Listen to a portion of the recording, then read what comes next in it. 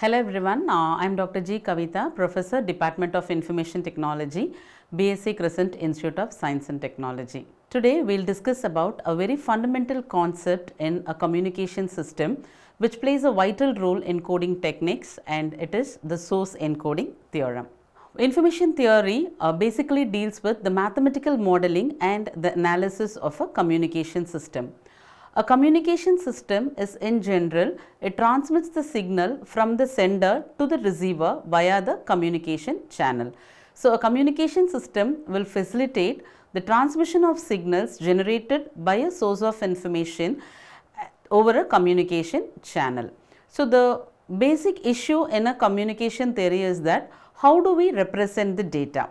The data will be represented by a discrete source of information, and we need a very valid and a proper method to represent the data which has been generated by a source. So, the source coding theorem will provide us a solution. The process by which the data representation is done is called the source encoding process, and the device which will perform this representation is called as a source encoder. So, we will be having a discrete information source, and the information source will emit some symbols which we call it to be the source symbol. So, all the symbols may not be of the same probability. Some symbols may occur more than the other symbols. So, if the source symbols have a more probability than the other symbols, then we have a logic in generating a source code, which is short code words will be generated to the frequently emitted source symbols, and long code words are generated to the rare symbol. So, if a particular symbol has a higher frequency and a higher probability of occurrence, we assign a shorter code words, and if a symbol has a lower frequency of occurrence and a lower probability, we assign a long code word. So, these source code are called as a variable length code, wherein the length of the code will depend upon the probability of occurrence of a symbol. There are two major requirements of a source encoder. The code words which are being produced by the encoder should be in binary form, which is nothing but the binary sequence of digits like ones and zeros. And the second requirement is that the source code should be uniquely decodable. The feature that it is uniquely decodable is that we can reconstruct the encoded binary sequence similar to the original source sequence. So, the source code should be uniquely decodable. So, the second requirement is particularly very more important because it constitutes the basis for a perfect source code. So, the code words should be in binary form, and the second requirement is that it should be uniquely decodable, which will make the reconstruction at the receiver side in a more perfect way. The procedure for the source encoding scheme is being depicted in the figure given here. So, we have a discrete memoryless source. The source will emit the symbols. The symbols will belong to any particular alphabet, and an alphabet will generate multiple symbols. So, we have a symbol SK, and when it passes through a source encoder, its corresponding binary sequence BK will be generated. So, SK is being converted into a sequence of zeros and ones, which is denoted as a binary sequence BK, and the source is called as a discrete memoryless source, which means the symbol which is being emitted depends only upon the present input and not upon any of the past or any of the previous values. We assume that a source can have an alphabet, and an alphabet will emit multiple symbols, wherein we mention here as k different symbol, and the kth symbol is being represented as SK, and SK will occur with a probability of PK. The number of symbols can be in generalized way, we can name it from 0, 1, 2 till k minus 1. So, any symbol which emits at a particular instant is said to be SK, and it occurs with a probability PK.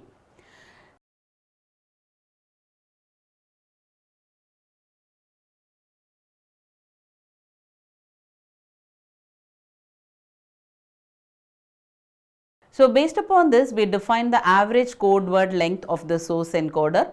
The average code word length is being represented by L bar, which is nothing but the summation of the probability of a particular symbol and the length of the encoded sequence. So, we define L bar as summation of k is equal to 0 to k minus 1 pk into lk, where pk represents the probability of the kth symbol and lk represents the length of the binary sequence for the kth symbol. So, this L bar, which is called as an average code word length, is also known as the average number of bits per source symbol, which is used in the encoding process. So, the source encoder should be defined with the coding efficiency, and the coding efficiency of the source encoder is being defined with respect to the average code word length L bar and the minimum value L minimum. So, in general, the efficiency of the source coder should be less than or equal to 1. If the source encoder has an efficiency which is approaching to 1, then means the source encoder is more efficient. So, with L bar, which is greater than or equal to L minimum, we will be having the value of eta less than or equal to 1. So, when the value of eta approaches to 1, it means that the source encoder is highly efficient. So, the source coding theorem will let us a way to know how do you calculate or determine the value of L minimum. So, this source encoding theorem is also called as the Shannon's first theorem, and the Shannon's first theorem is being stated as being given with a discrete memoryless source and the output of the source is a random variable S. The entropy is represented as h of s, and the entropy will give a following bound on the average code word length.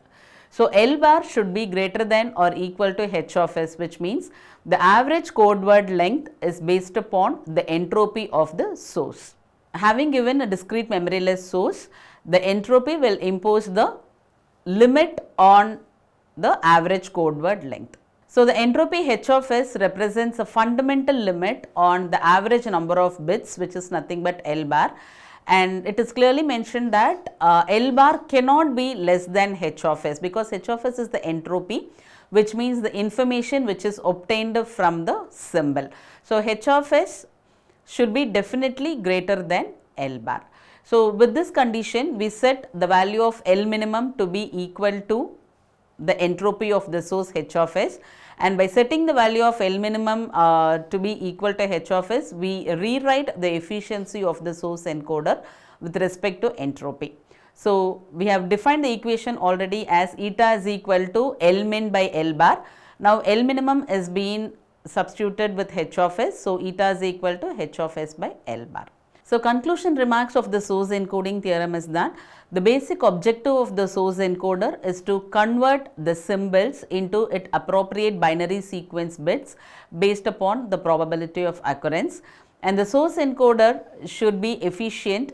To have an efficient source encoding, we transmit the symbols using a fewer number of bits, but even though if the number of bits is less, the reconstruction value at the output should be similar to the input value. So, symbols which are transmitted using the fewer number of bits subject to the appropriate reconstruction at the output. Source encoder should give an efficient bandwidth utilization such that the channel bandwidth is being utilized efficiently. So, source encoding process we also call it to be a data compression technique, and as an example of the source encoding, we have the implementation of speech encoders, speech coders, and the speech coders will encode the speech at the rate of 6 to 16 kilobits per second instead of 64 kbps. It is almost 1/4. So, the speech coders here will have appropriately utilized the compression ratio of 1:4.